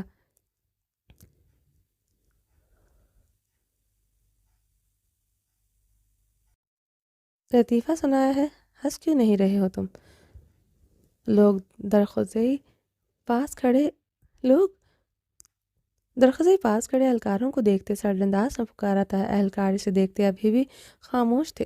اسے کب کس بات پر غصہ آ جائے کوئی نہیں جانتا، ہو سکتا ہے ان کے ہنسنے پر اسے غصہ آ جائے۔ وہ پولیس ڈپارٹمنٹ میں سنکی سرفرے خان سے مشہور تھا۔ کرائم کسی بھی قسم کا ہو، وہ اسے ایسے ہی آؤٹ آف کنٹرول ہو جاتا تھا۔ وہ تو ایک لڑکی کی عصمت دری تھی۔ جو درخزی خانزادہ کو پاگل کرنے کے لیے کافی تھی۔ ہنسو سب، وہ حلق کے بل دھاڑا اہلکار اسی وقت ہنسنے لگے تھے۔ عنایا منہ پر ہاتھ رکھ کے سر نفی میں ہلا کے وہ پاگل بھی تھا، یہ بھی اسے آج پتہ چلا۔ یہ اس صدی کا سب سے بڑا جوک ہے۔ اس کے حرامی کی بیوی اور بیٹی ہے۔ جس کی بیوی اور بیٹی ہو وہ کیا اسے کام کرے گا؟ درخزی خانزادہ نے اس کے منہ پر ہاتھ پھیرتے ہوئے اسے اپنے سامنے کھڑے اہلکار کو دیکھتے آئی برو چکائے سوالیہ نگاہوں سے دیکھتے پوچھا۔ اہلکار نے فوراً منکائن کی نظریں میں سر نفی میں ہلایا۔ سر ہم سچ کہہ رہا ہے، ہمارا بیوی بیٹی ہے، اللہ کا واسطہ ہم کو چھوڑ دو۔ اہلکار چیختے ہوئے گڑایا، چھوڑ دوں گا تجھے؟ تیری بیوی اور بیٹی کے واسطے ہی چھوڑوں گا، مگر وہ حال کر کے چھوڑوں گا کہ تو اور بچہ پیدا کرنے کے قابل نہیں رہے گا۔ درخزی نے اپنی پسٹل اپنی بیلٹ سے نکالتے اس کی ٹانگوں کے بیچ فائر کر دیا۔ اس اہلکار کی چیخ کے ساتھ عنایا کی چیخ بھی بلند ہوئی۔ وہ اپنے لبوں پر سختی سے ہاتھ جما گئی۔ درخزی خانزادہ نے حیرانگی سے رسوانی چیخ سننے پر پیچھے مڑ کر دیکھا۔ عنایا جلدی سے درخت کی اوٹ کے پیچھے ہو گئی۔ وہ اب تھر تھر کانپ رہی تھی۔ درخزی خانزادہ اور اس کی چیخ سن چکا تھا۔ اس کو اٹھاؤ اور ہیڈ کوارٹر فون کر کے کہنا ہے راستے میں جیپ پر حملہ ہوا اور کانسٹیبل سمندر خان کو گولی لگ گئی اور یہ نامرد ہو گیا ہے، اور اس کا ٹرپیٹیشن لیٹر میں خود بناؤں گا، جس میں بڑا بڑا لکھوں گا کہ سمندر خان نامرد ہو چکا ہے اور نامردوں کی ہمارے پولیس ڈپارٹمنٹ میں کوئی ضرورت نہیں۔ درخزی خانزادہ ایک ایک لفظ چباتے ہوئے نسوانی چیخ کی طرف بھاری قدموں سے بڑھا۔ درخزی کے قدموں کی چاپ سنتے ہوئے عنایا کی طرف نگاہ ڈالی۔ وہ بلو ٹائٹ جینز پر ریڈ بٹنوں والی کمر تک آتی شرٹ پر بلیک شارٹ جیکٹ پہنے ہوئی تھی جو وہ مشکل ہی کمر سے اوپر تھی۔ یہ چادر مرد سرکنے دینا جان، پٹھانوں کا خون بس یہاں آ کر کھولتا ہے، یہاں مت ستانا، باقی ساری باتیں سہ لوں گا۔ درخزی کے لفظ یاد آئے تو وہ خوفزدہ ہوئی تھی۔ دوسرے پل عنایا نے حویلی کے گیٹ کی طرف دوڑ لگا دی۔ عنایا، درخزی نے بے یقینی سے عنایا کا نام زیر لب لیتے اسے دیکھا جو پوری قوت سے گیٹ کی طرف پاگلوں کی طرح بھاگ رہی تھی۔ گیٹ کی طرف اسے ایسے بھاگتے دیکھ کر وہ پریشان ہوا۔ درخزی نے پیچھے مڑتے ہوئے دیکھا اس کے اہلکار عنایا کو ہی پاگلوں کی ایسی طرح بھاگتے ہوئے دیکھ رہے تھے۔ درخزی کے گھورنے پر وہ فوراً نظر نیچے جھکا گئے تھے۔ درخزی لب بھینچے عنایا کی طرف بڑھا۔ عنایا نے رکتے ہوئے پیچھے مڑ کر دیکھا۔ درخزی کو اپنے پیچھے آتا دیکھ کر وہ مزید اپنی قوت لگا کر بھاگ گئی تھی۔ عنایا، درخزی اسے پکارتا اس کی طرف تیز قدموں سے بڑھا۔ گیٹ کھولو خان، وہ اب گیٹ کھٹکھٹاتے ہوئے چیخ رہی تھی۔ اس کے چیخنے پر درخزی کے بھاری قدم رکے تھے۔ گیٹ کھولو گل خان، وہ پاگلوں کی طرح گیٹ کھٹکھٹاتے ہوئے ایک بار پھر سے حلق کے بل چیخی تو درخزی تیش و اشتعال سے جبڑے بھینچ گیا۔ اب وہ جو بھی کرنا تھا اپنی بیوی کے ساتھ اندر چل کر کرنا تھا۔ وہ بہت برے حلیے میں کھڑی چیخیں مار رہی تھی۔ درخزی خانزادہ نے اپنی پچھلی گردن رب کرتے ہوئے کنکیوں سے اپنے اہلکار کی طرف دیکھا۔ اسے پورا یقین تھا وہ لوگ اب مر جائیں گے مگر عنایا کی طرف نہیں دیکھیں گے۔ اس کی ایک گھوری ان کے لیے کافی تھی، مگر خانزادہ خون جوش مارنے لگا تھا۔ عنایا کو اس طرح کے حلیے اور اس کی مضحکہ خیز حرکتیں دیکھ کر اس پر کسی کی نظر پڑے کہاں گوارا تھا۔ اس کا بس اب گیٹ پر چڑھ کر اندر کی طرف چھلانگ مارنا باقی رہ گیا تھا۔ وہ تقریباً گیٹ سے چپکی ہوئی تھی، اپنی حرکتوں پر سے پریزیں لگ رہی تھی، مگر حلیے سے وہ 20-22 سال کی لڑکی کو بھی مات دے رہی تھی۔ درخزی نے جبڑے بھینچتے عنایا کو دیکھا جو بے حد ٹائٹ جینز اور ٹائٹ شرٹ میں کھلے بالوں کے ساتھ گیٹ پر کھڑی تھی۔ ایسا حلیہ سوات میں، وہ بھی خانزادہ حویلی کے گیٹ پر، وہ بھی درخزی خانزادہ ایک ایس پی کی بیوی کا۔ درخزی اپنی گردن رب کرتے اپنے سیاہ شوز پر نظریں جمائے ہوئے تھا۔ مقابل کا جس طرح کا حلیہ تھا وہ مزید نہیں دیکھ سکا تھا۔ گل خان کے گیٹ کھولنے پر وہ تیزی سے اندر داخل ہوئی تو درخزی بھی بھاری قدموں سے تیزی سے اندر داخل ہوا۔ درخزی کو اپنے پیچھے آتے دیکھ کر عنایا نے حویلی کے پچھلے لان کی طرف دوڑ لگا دی۔ درخزی خانزادہ غصے سے دانت پیستے ہوئے اس کی طرف اب بھاگا تھا۔ عنایا کے بھاگنے میں اور رفتاری آئی تھی۔ یک دم وہ حویلی کے پچھلے لان میں برف کی چادر کے منہ کے بل گری تھی۔ درخزی تعصب سے سر ہلاتا اس کی طرف بڑھا، جسے دیکھتے برف پر گھسٹتے ہوئے اب پیچھے کی جانب بڑھ رہی تھی۔ ہاتھ میں موجود پرس اس پر گرفت مضبوط ہوئی تھی۔ درخزی آہستہ گرتے قدم بڑھاتے پنجوں کے بل بیٹھتے ہوئے اس کے قریب بیٹھا، جس کے چہرے بالوں پر برف لگ چکی تھی، گھنیری پلکوں تک برف لگی تھی، وہ سفید تھی۔ ایس پی وہ پیچھے کی طرف ہوتے درخزی کو خوفزدہ نگاہوں سے دیکھتے کپکپاتے لبوں سے بولی، کیا ایس پی؟ ہاں بولو، کیا تم؟ पागल हो? यूं पागलों की तरह क्यों भाग रही थी? दरखज़े ने नाया को देखते आईब्रो चुकाते इसके हसीन तशीबो फराज पर गहरालूत निगाह डाली। रेड शर्ट के अगले 2 बटन खुल गए थे, जिसकी वजह से नज़र दूर दूर तक जा रही थी। साला कमीना बहन कहता है मेरी बीवी को। इतनी सुबह सुबह वह इस तरह की ड्रेसिंग में हवेली से निकल गई, से पता नहीं चला। सो रहा होगा अपनी बीवी की आगोश में। फिर कहता है 2 साल बाद अपनी शक्ल दिखाई। 2 साल बाद अपनी शक्ल दिखाऊंगा तो बीवी की शक्ल देखने को नहीं मिलेगी। वो नाया के गहरे गले से नजर आती रनाइयों को घूरते हुए वो अपनी मुट्ठी सख्ती से भींच गया था। दरखज़े खानज़ादा की नज़रों की तपिश और इसकी बंद मुट्ठी की कड़कड़ाहट सुनते अनाया ने खौफ से आंखें चपकाई। बंद कर देती हूँ एसपी। अनाया इसकी तरफ देखते कपकपाते लबों से कहते अपनी शर्ट के ऊपरी 2 बटन बंद करने लगी। एक हाथ में मौजूद रेड सॉफ्ट सा क्लच इसने नहीं छोड़ा था। दरखज़े ने इसके चेहरे पर गिरे बर्फ उतारने के लिए हाथ बढ़ाया। वो अपना क्लच पीछे करते हुए पीछे की तरफ घसीटते वो पर्स अपनी बैग के पीछे कर चुकी थी। दरखज़ी ने अपना निचला लब दांतों तले दबाया, अपनी पिछली गर्दन रखी। अपनी झुंझलाहट वो कैसे ऐसे ही उतार सकता था, वरना मुकाबल पर गुस्सा इंतहा का था। वो अपनी शर्ट के बटन कपकपाते हाथ से बंद करते कोशिश कर रही थी, जो हो नहीं रहे थे। क्लच वो फिर भी एक हाथ में पकड़ चुकी थी। वो उसकी कलाई पकड़ते हुए इसे अपनी तरफ खींच गया। एसपी मैं कर लूँगी बंद, अनाया खौफ से बोलते। इसकी चौड़े सीने से आन टकराई थी। हाथ में पकड़ा पर्स वो अपने सीने के साथ लगाए। इस पर अपने कपकपाते हाथ की पकड़ मजबूत कर चुकी थी। दरखज़े ने बगौर इसके हाथ में पकड़े पर्स पर इसके हाथ की कपकपाहट देखी। दरखज़े की नज़रों का ज़ाविया क्लच पर महसूस करते वो बुरी तरह कांपने लगी थी। दरखज़े खानज़ादा गहरा सांस ले गया। वो पहली नज़र में समझ चुका था इस पर्स में कुछ ऐसा है जो वो नहीं चाहती इसे पता चले। और क्या था वो ये भी समझ चुका था। दरखज़े हाथ बढ़ाकर इसके चेहरे पर लगी बर्फ नरमी से साफ करने लगा। अनाया ने क्लच पर हाथ की पकड़ मजबूत करते हुए दरखज़े खानज़ादा को देखा, जो बहुत नरमी से इसके बालों और चेहरे पर लगी बर्फ अपने हाथ से साफ कर रहा था। वह अपनी घनी आंखें बड़ी करते इसकी मुड़ी हुई घनेरी पलकों को देख रही थी। मर्द भी मर्द की भी ऐसी पलकें होती हैं, वह हैरान हुई थी। इसकी पलकें सच में बहुत खूबसूरत थी। वो अपने पॉकेट से टिश्यू निकालते तासुब से सर हिलाते इसके चेहरे और बालों से बर्फ साफ कर रहा था। पूरे चेहरे पर बर्फ लगी थी। अनाया आंखें पटपटाते हुए दरखज़े खानज़ादा को देख रही थी, जो बहुत संजीदगी मगर बहुत एहतियात से इसका चेहरा साफ कर रहा था। वो इसे काफ़ी नरमी से छूता था। इतना सख्त एसपी का ऐसे छूना थोड़ा हैरान ज़दा था। ए मिस अमरीका, वो एकदम इसकी आंखों के आगे चुटकी बजा गया। अनाया एकदम गड़बड़ाते हुए निगाह फेर गई। पता नहीं इसे इंसान की पलकें इतनी अट्रैक्ट क्यों करती थी। जी करता था वो मुकाबल की पलकें मज़ीद मरोड़ दे। ये किस तरह की हरकत थी, बच्चों की तरह भागे जा रही थी। मेरे एहलकार थे वहाँ, क्या सोच रहे होंगे एसपी दरखज़े खानज़ादा की हवेली में कैसी औरतें रहती हैं, और इन्हें ये पता चल जाता कि तुम मेरी ही औरत हो, क्या इज्जत रह जाती मेरी। दरखज़े ने आईब्रो उचकाए इस सवालिया तासुब भरी निगाहों से देखा। एसपी ये कैसी इज्जत है जो ज़रा ज़रा सी बात पर चली जाती है। अनाया की आंखों में देखते बोली। मुकाबल की नरमी पर इसकी सांसें बहाल हुई थी, तभी तो वो इतना बोल सकी थी। इज्जत ही तो ज़रा ज़रा सी बात पर जाती है। दरखज़े संजीदगी से बोलता है, इसे कलाई से जकड़े ज़मीन पर खड़े होते इसे अपने मुकाबल कर गया। अब वो दोनों आमने सामने खड़े एक दूसरे को देख रहे थे। दरखज़े इसे गहरी निगाहों से देखते इसे पिछले लॉन की दीवार के साथ लगाते इसके गिर्द अपने दोनों हाथ महसूस कर गया। अनायास की आंखों में देखते हाथ में पकड़ा क्लच अपने पीछे ले गई। दरखज़े खानज़ादा एक हाथ बढ़ाकर इसके हाथ से नरमी से इस लम्हे वो पर्स पकड़ चुका था। मज़ीद वो खुद पर सब्र नहीं कर सका था।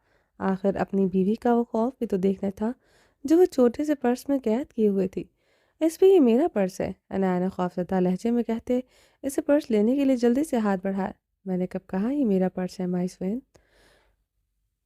लेडीज पर्स मेरा हो भी नहीं सकता, ना ऐसे शौक रखता हूँ। दरखज़े से आंख मारते अपना हाथ ऊपर कर गया। जब ये मेरा है तो वापस करो फिर इस भी।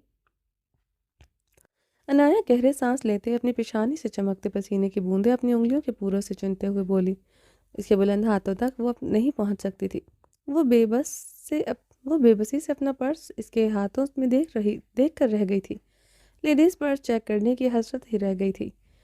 मुझे ना बहन ना मूरे ना कोई गर्लफ्रेंड, बड़ी मुश्किल से मेरी ज़िंदगी में एक लेडी की एंट्री हुई है, वो भी एक अदद ज़ाती बीवी की। اتنا اچھا موقع کیسے جانے دے سکتا ہوں؟ آج تو چیک کر کے رہوں گا آخر اس میں کیا رکھتی ہیں یہ خوبصورت لڑکیاں۔ ڈاکٹر نے آنکھ مارتے ہوئے اس کلچ کی زپ کھولی۔ ایس پی کچھ نہیں اس میں، عنایت دیوار میں سماتے آنکھیں میچ گئی تھی۔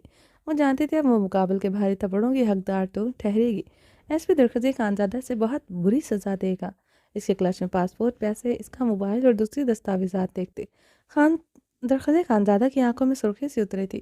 وہ صبح صبح آخر کہاں جا رہی تھی وہ سمجھ گیا تھا، یقین پر مہر لگ چکی تھی۔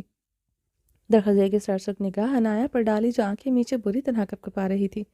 اوپن یور آئیز، درخزی خانزادہ اس کے گرد دونوں ہاتھ جماتے سے بغور دیکھتے نرمی سے بولا۔ وہ اس کے نرم لہجے پر مزید خوفزدہ ہوئی تھی۔ جو روپ بہار ایس پی کا دیکھا تھا وہ اتنا نرم نہیں ہو سکتا تھا۔ اوپن یور آئیز، درخزی اس کی لرزتی پلکوں پر پھونک مارتے ہوئے بولا۔ عنایت مزید سختی سے اپنی آنکھیں میچ گئی۔ آنکھیں کھولو، درخزی سرد لہجے میں گرایا۔ عنایت نے پت سے آنکھیں کھولتے اسے دیکھا۔ وہ اس پر جھکے اس کی آنکھوں میں اپنی سرخ ہلکی نمزدہ آنکھیں گاڑے ہوئے تھا۔ وہ مقابل کی آنکھوں میں ہلکی سی نمی دیکھ کر حیران ہوئی تھی۔ عنایت نے اپنی آنکھیں جھپکی۔ ایس پی کی آنکھوں میں نمی کبھی نہیں ہو سکتی تھی۔ وہ اس کی سوچ بالکل ٹھیک تھی۔ اس کی آنکھیں چپک کر کھولنے پر ایس پی آنکھوں کی نمی غائب ہوئی تھی۔ وہاں صرف سرخی تھی۔ اب اس کے لبوں کے ساتھ ہمیشہ کی طرح اس کی آنکھیں بھی مسکرا رہی تھیں۔ وہ جھکتے ہوئے اس کے مزید قریب ہوا۔ درخزی خانزادہ کے انابی ہونٹ اس کے گرم گلابی لبوں سے ٹکرا رہے تھے۔ اس کی گرم سے لگتی سانسیں اس کے ہونٹوں پر بکھر رہی تھی۔ وہ اس کی آنکھوں میں اپنی آنکھیں گاڑے ہوئے تھا۔ میری آنکھوں نے بھی دیکھا تھا وفا کا سپنا۔ میں نے سوچا کوئی ہوگا میرا بھی اپنا۔ زخم مجھ کو جو لگا ہے میں وہ دکھاؤں کیسے؟ اپنی مجبوری بھلا کوئی ہوگا میرا بھی اپنا۔ زخم مجھ کو جو لگا ہے وہ میں دکھاؤں کیسے اپنی مجبوری بھلا؟ تجھ کو بتاؤں کیسے اپنا افسانہ صنم؟ تجھ کو سناؤں کیسے؟ درخزی خانزادہ اس کی آنکھوں میں دیکھتے گنگنایا۔ عنایت گہرے سانس لیتے اس کی آنکھوں میں الجھن بھری نگاہوں سے دیکھ رہی تھی۔ مس امریکہ، درخزی خانزادہ اس کی آنکھوں کے آگے چٹکی بجا گیا۔ عنایت خوفزدہ ہوتے اب کی بار اپنے گال پر دونوں ہاتھ جما گئی تھی۔ فاشا کے تھپڑ کھائے تھے، تھپڑ کا درد کا احساس تھا۔ زور کا نہ بھی لگے پھر بھی درد ہوتا ہے، اور ایس پی کے بھاری ہاتھ کے تھپڑ کا درد نہ ہو یہ کیسے ممکن تھا؟ اپنی بیوی پر ہاتھ اٹھانے سے پہلے درخزی خانزادہ اپنے ہاتھ توڑنا پسند کرے گا۔ درخزی خانزادہ نے بہت نرمی سے اس کے دونوں ہاتھ آرے سے ہٹائے۔ عنایت نے بے یقینی سے ایس پی کے لفظ سنے۔ درخزی اب جھکتے ہوئے اس کی ہتھیلیاں کھولے ان پر نرمی سے لب رکھ رہا تھا۔ پتہ ہے عنایت، یہ ہمارے خاندان کی روایت ہے۔ ہمارے یہاں احترام میں اپنی ماؤں کی ہتھیلیاں چومتے ہیں۔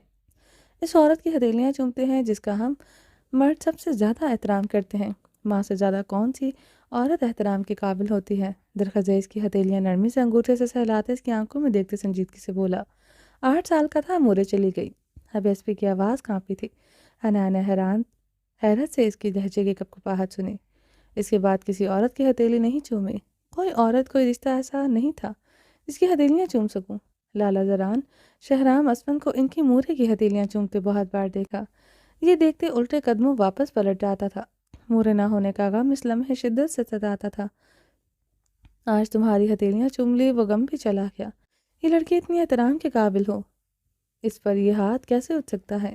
درخزی نے اس کی آنکھوں میں دیکھتے سنجیدگی سے سوال کیا۔ ہاں؟ عنایت حیرانگی سے منہ کھولے اس کی باتیں سن رہی تھی۔ تم تو سیریس ہو گئی مس امریکہ؟ درخزی اس کی آنکھوں کے آگے چٹکی بجاتے ہوئے ہنسا تھا۔ مذاق کر رہا تھا میں۔ کسی بھی عورت پر درخزی ہاتھ نہیں اٹھاتا۔ یہ ہاتھ تو مجرموں پر اٹھتا ہے جو بڑے حرامی ہوتے ہیں۔ یہ ملائم گال تو صرف چومنے کے لیے ہوتے ہیں، اور نرم و ملائم گلابی ہتھیلیاں قربت میں ہاتھوں میں جکڑنے کے لیے۔ وہ اسے کلائی سے جکڑتے اپنے قریب کر گیا۔ وہ اس کے سینے سے آنکھ ٹکرائی۔ کیا مطلب ہے؟ عنایت نے اس کے سینے پر ہاتھ رکھے اس کی آنکھوں میں جھانکتے پوچھا۔ ایس پی کی باتوں اور ریاکٹ کا مطلب اسے سمجھ نہیں آتا تھا۔ میں سوئن ہر بات کا مطلب سمجھاؤں گا۔ ابھی کے لیے سمجھو تمہارا پرس میں نے نہیں کھولا۔ لیڈیز پرس چاہے کسی غیر لیڈی کا ہو یا پھر اپنی ذاتی بیوی کا۔ درخزی خانزادہ کا اصول ہے نو چیکنگ، اونلی ہائی جیکنگ۔ درخزی نے اسے آنکھ مارتے ہوئے اس کا پرس دیا۔ عنایت نے جلدی سے اس پرس پکڑتے گہرا سانس لیا۔ وہ بھی حیران ہو رہی تھی۔ درخزی خانزادہ نے پاسپورٹ اور دوسرے دستاویزات دیکھتے اسے کیوں نہیں کچھ کہا۔ کہاں جا رہی تھی تم ویسے؟ عنایت کے چہرے پر خوف کے بادل چھٹتے دیکھتے درخزی اس سے دور ہوتے، اپنی یونیفارم کی آستین کے کف بٹن کھولتے اپنی آستین کھول کرتے نیچے کی طرف دیکھنے لگا۔ جب کوئی اپنا جھوٹ بولتا ہے تو وہ اس کی آنکھوں میں نہیں دیکھ سکتا تھا۔ بیوی کو جھوٹ بولتے دیکھ کر وہ کیسے اس کی آنکھوں میں دیکھ سکتا تھا؟ درخزی کے سوال پر عنایہ کا چہرہ پھر سے زرد ہوا تھا۔ میں واک پر جا رہی تھی۔ عنایہ کی بات پر اس نے پرس استزائیہ نگاہ اس کے حلیے پر ڈالی۔ اس کے ہاتھوں میں پرس اور پیروں میں سٹائلش شوز۔ اس نے خاص طور پر استزائیہ نگاہ ڈالی۔ وہ یہ پرس میں نے اس لیے پکڑا، اس میں کچھ خاص چیز تھی۔ تم تو جانتے ہو ایس پی میری طبیعت، وہ بولتے ہوئے اپنا لب دانتوں تلے دبا گئی۔ رنگت سرخ ہوئی تھی۔ جانتا ہوں تمہاری طبیعت ٹھیک نہیں، اس لیے حیران ہو رہا تھا تم اس طبیعت میں واک کرنے چلی گئی اور واک کے دوران تمہیں راستے میں ریسٹ روم ملنے تھے، یا پھر کھیتوں میں جانے کا ارادہ تھا جو تم اپنے پرس میں وہ خاص چیز ڈال کر چلی گئی۔ درخزی کے طنز پر وہ کان کی لو تک سرخ پڑی تھی۔ سامنے کھڑا انسان بے باکی اور کمینگی میں ایک نمبر تھا۔ وہ پتہ نہیں اس کی یہ بات کیسے کر گئی؟ مقابل کا خوف اس سے یہ چیپ بات کروا گئی تھی، اور اتنے فضول اور چیپ بہانے پر اس کی رنگت تب کر کندھار ہوئی تھی۔ وہ خود کو بے وقوف ترین اس وقت سمجھ رہی تھی۔ مقابل کی آنکھوں میں بھی خوف خود کے لیے بے وقوفی کی مہا بے وقوف تھی۔ تحریر پڑ چکی تھی۔ اب جاؤ اندر حویلی کے گرم کمرے میں، اتنی سردی میں مزید کھڑی رہو گی تو کریمز پر مرنے والی ہو جاؤ گی جیسے 2 دن پہلے ہو رہی تھی۔ درخزی نے ایک بار پھر اور طنزیہ مسکراہٹ اچھالی۔ اناویہ جلدی سے تیز قدموں سے حویلی کی طرف بڑھی۔ اس کی جان چھوٹ گئی تھی۔ کیا چاہیے تھا؟ اس کا کرائم تو ایس پی تھا۔